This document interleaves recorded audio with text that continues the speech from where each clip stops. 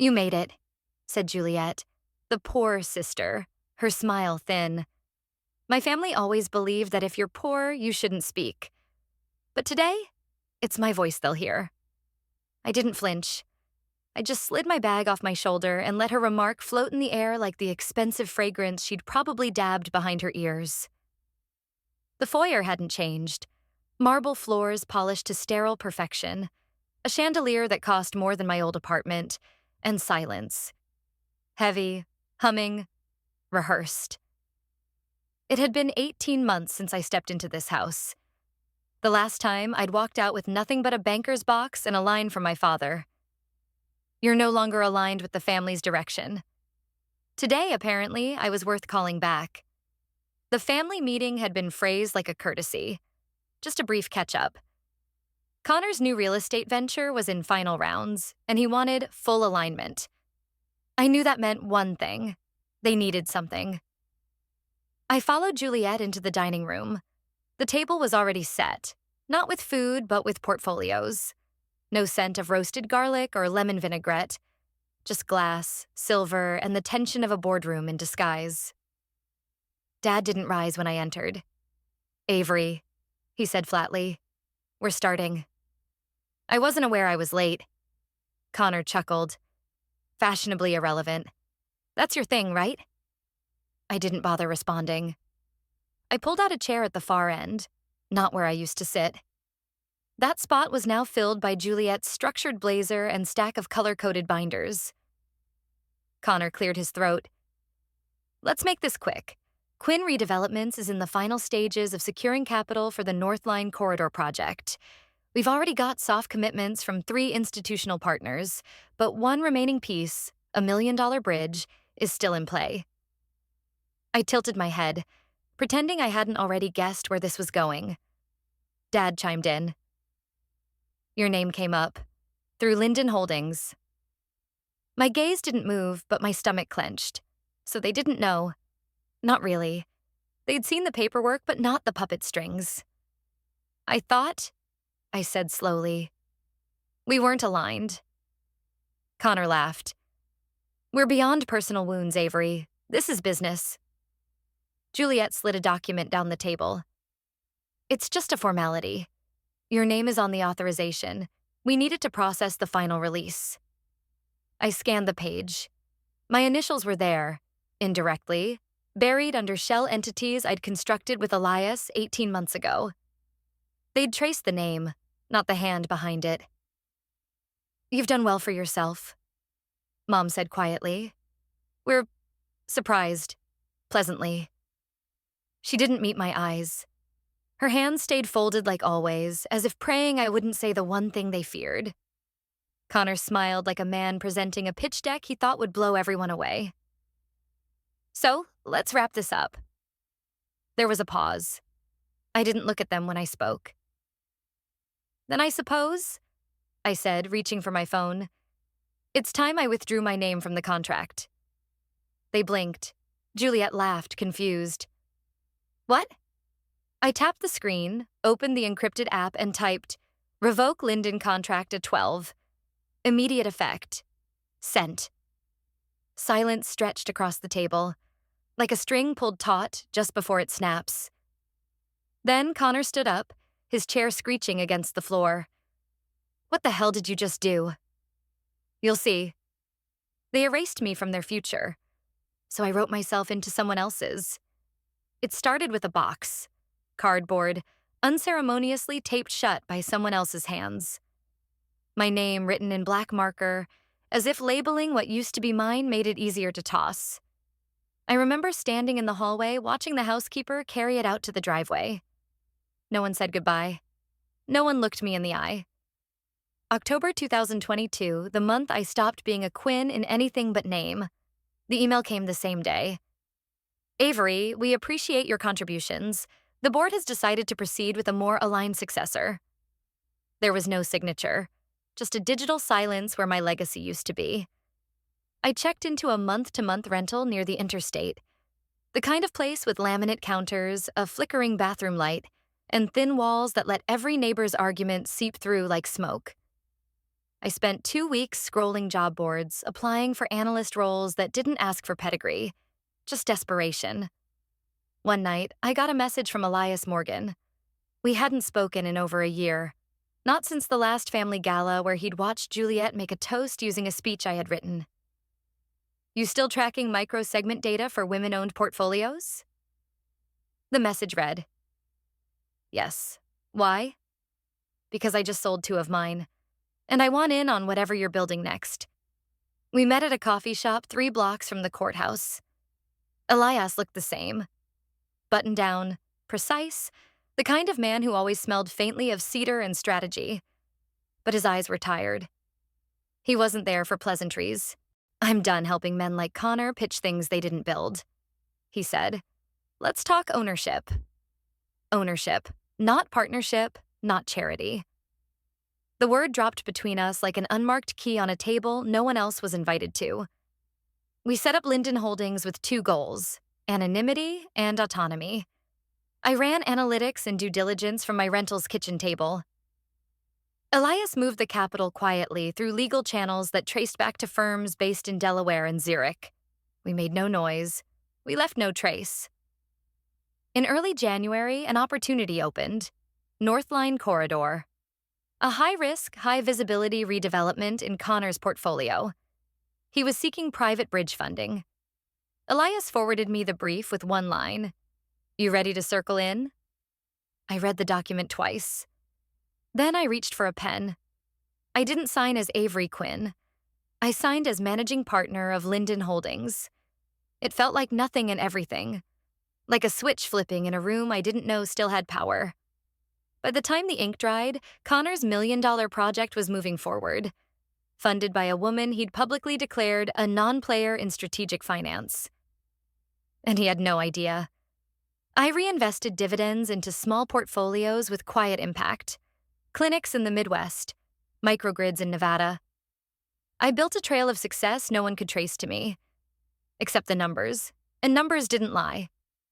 Every morning I worked from the library downtown, the older wing, the one with carpet that smelled like old paperbacks and tired ambition. I knew which desk had the least wobbly leg.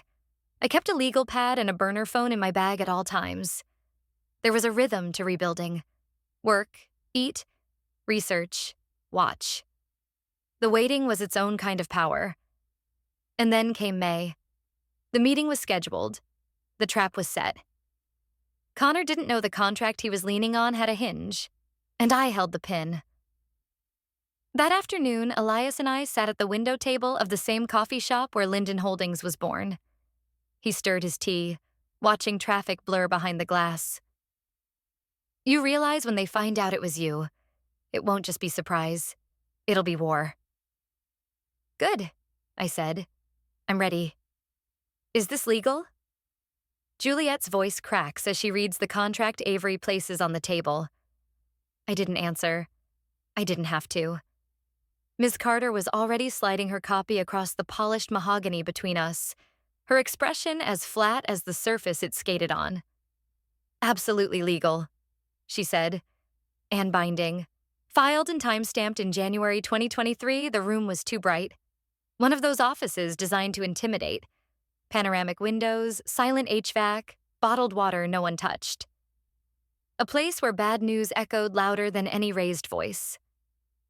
Connor shifted in his seat, trying to fold his arms like it made him immune. So what exactly are you claiming?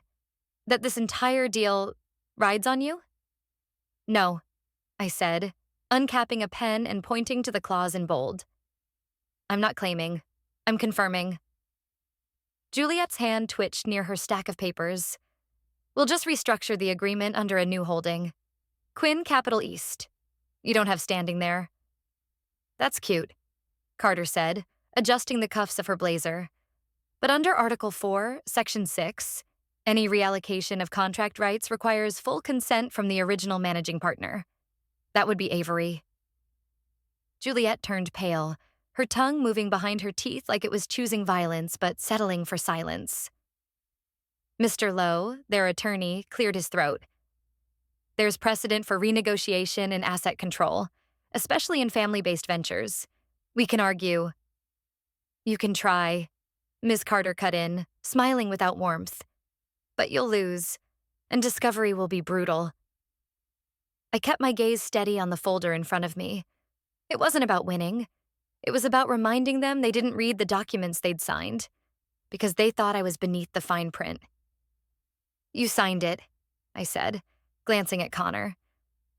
You just didn't read the fine print. His jaw locked. You manipulated this entire thing. No, I replied. I built it. You were just so eager to stamp your name on something, you didn't bother checking who was holding the foundation. My mother shifted uncomfortably beside him. Sweetheart, no one wants to fight. We could have done this as a family. A family? I turned toward her. The same family that called me unstable when I disagreed with Connor's forecasts? That locked me out of my own analytics team? That sent me a termination email instead of a conversation? Dad spoke for the first time. We made a mistake, but you've made your point. Let's move on together. Move on? I echoed. You think this is a tantrum? Juliet leaned forward, desperate now. We'll loop you back into board strategy, revise the distributions. You can be lead on Northline. I already am, I said calmly. Ms. Carter opened another file. We'd like to bring your attention to the protective clause, page 13. Lowe scoffed. Protective from what? From exactly this, she said. If any stakeholder attempts to alter, reassign, or reframe the ownership structure without full written consent from the managing partner, all access to project funds will be frozen for no less than 90 days, pending legal review. Silence fell like a gavel. Connor stood, pacing now. So this is extortion? It's preparation, I said. You called me a liability. Now you call me leverage. I rose, collecting my things. You don't get to erase someone and then panic when the outline still shows up. Juliet stayed seated, her nails digging into the edge of the table. When I turned to leave, I caught her reflection in the glass. Her face had gone still, not angry but calculating. As I stepped into the hallway, I heard her pull out her phone, her voice low but urgent.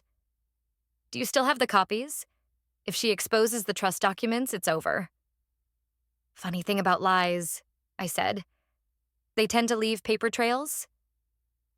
Rosa Alvarez nodded slowly, her hands folded in her lap. Her bungalow smelled faintly of cinnamon and old tile grout. A cat I didn't remember curled on the windowsill behind her, its tail flicking lazily as if to underline the absurdity of everything we were about to undo. I hadn't seen Rosa since the week I left the Quinn house. They let her go not long after. Quiet severance, no thank you speech, no flowers. Just an envelope and silence. She'd served our family for 17 years. She'd watched me learn to walk. She knew every hidden crack in the house, and apparently in the legacy too. Elias sat beside me, flipping open a slim manila folder. Inside, worn edges peeked out from black and white photocopies. Not pristine, but legible. I never meant to get involved, Rosa said, her voice low. But I saw the notary appointment on Juliet's calendar. Something didn't sit right. So I printed a copy of the original trust the day before, just in case. She handed it over, and there it was. A document dated 2018, signed by both our parents and listing 3 heirs, Juliet, Connor, and me. Equal shares. Equal rights. You've seen the new one? I asked. Rosa nodded. Your name's gone. Erased like it never existed. Like they rewrote history after your exit. I swallowed. The paper felt too light for what it carried. I passed it to Elias, who scanned the details before pulling out his laptop. There's more, Rosa added, almost apologetically. I didn't want to keep it. I didn't want to know. But I recorded something, the day before the new version was signed. She reached behind her armchair and pulled out a small digital recorder. Dust clung to the corners. We listened in silence. It's just cleaner this way, Juliet's voice said, unmistakable. She left. She doesn't need a stake. Dad signed already.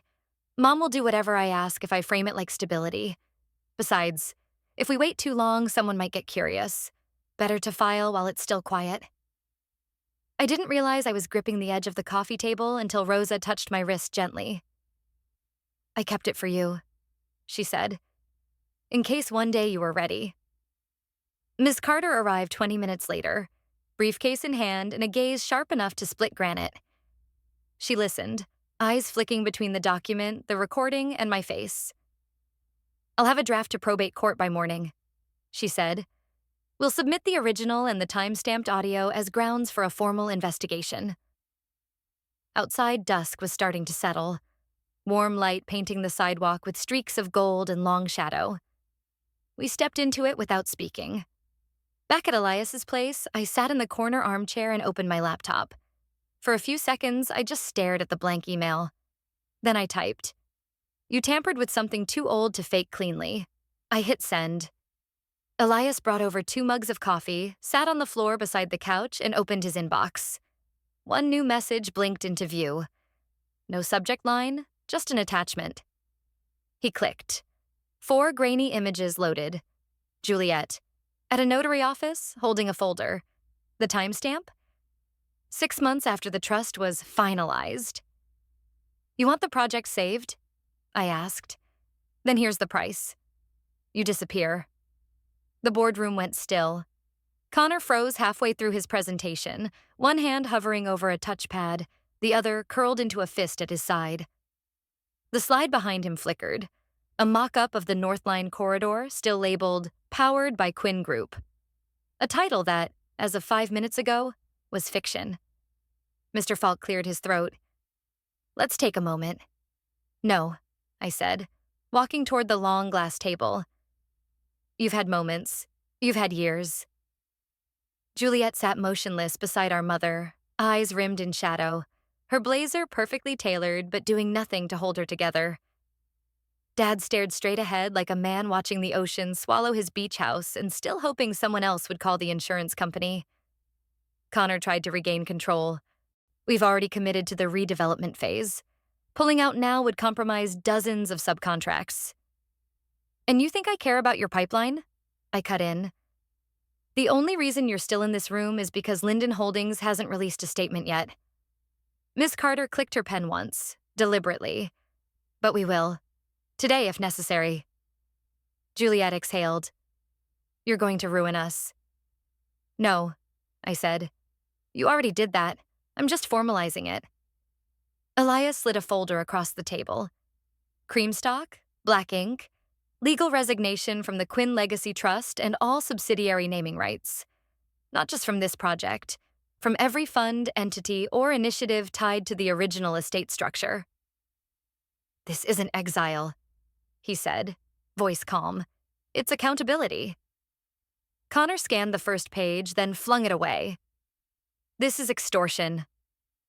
Mr. Falk looked down at the paper, his fingers twitching. It's enforceable. And clean. If she takes full ownership, the fund stabilizes overnight. We built this company, Mom whispered, breaking her silence. You'd let strangers erase your family? You erased me first, I said softly. This isn't about revenge. It's about removal. I reached into my bag and pulled out a pen, uncapped it, signed.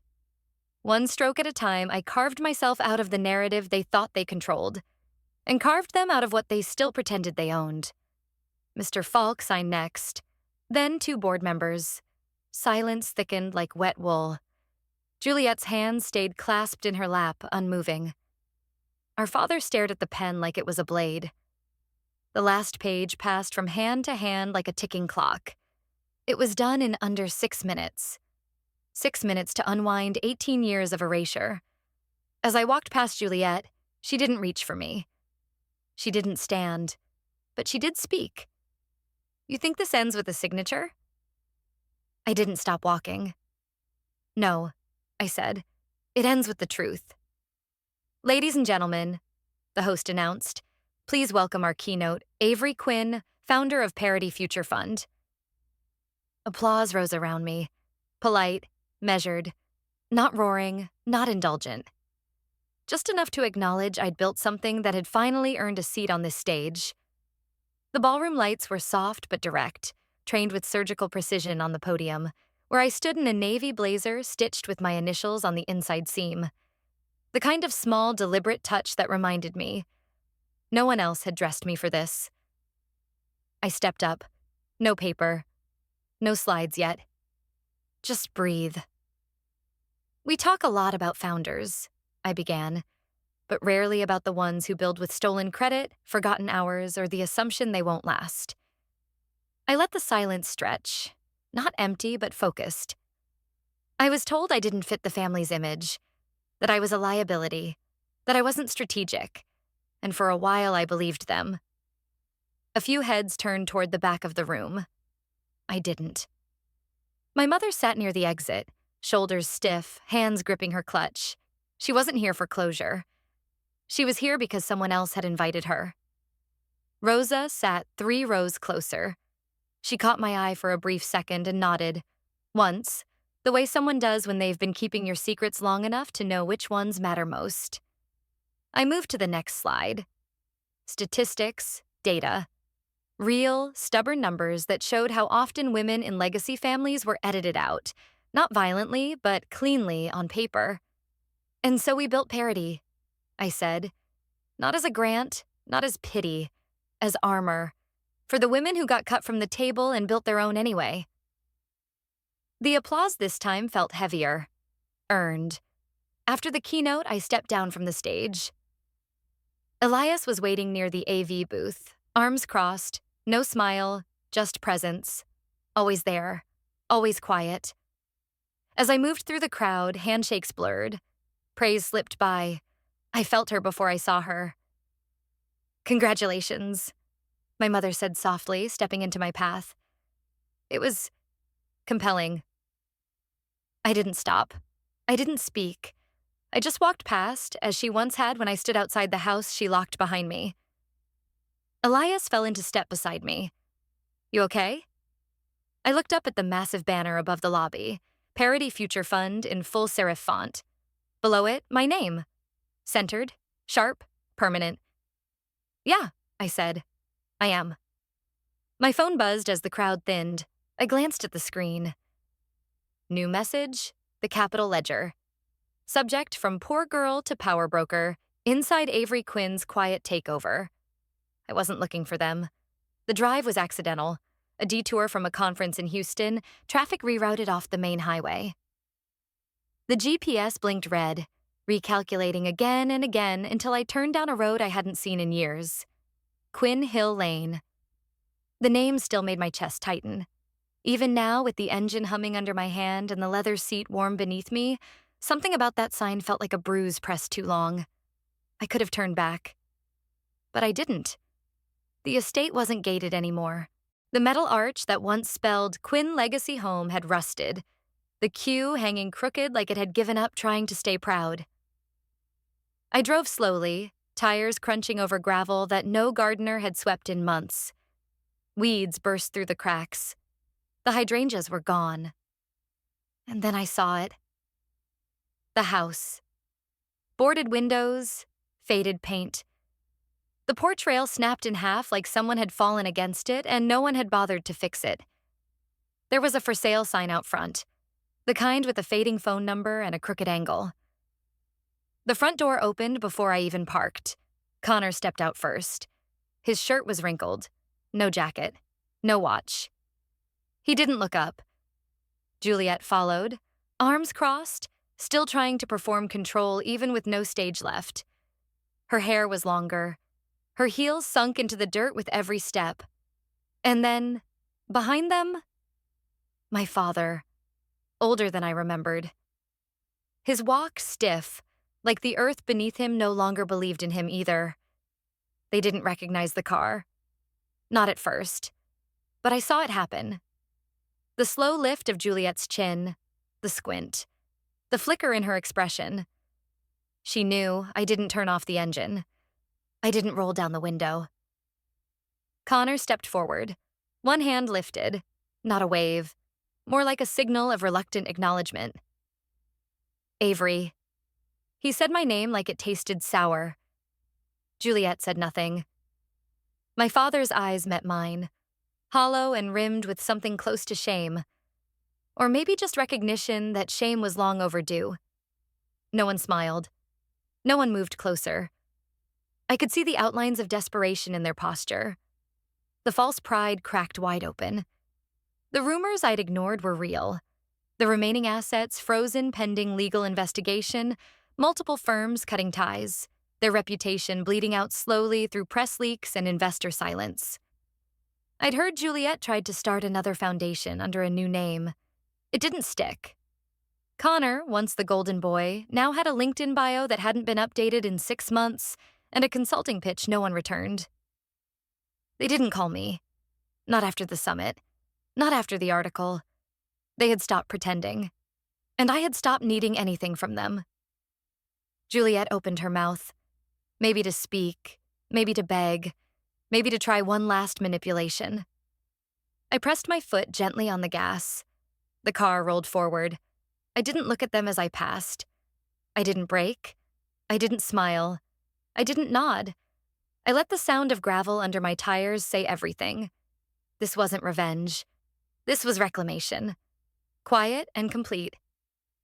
2 miles down, I pulled into a gas station, bought water, sat in the car and let my breath come back in full. My phone buzzed. From Elias. Landed. Panel starts in 90. Want me to save a seat?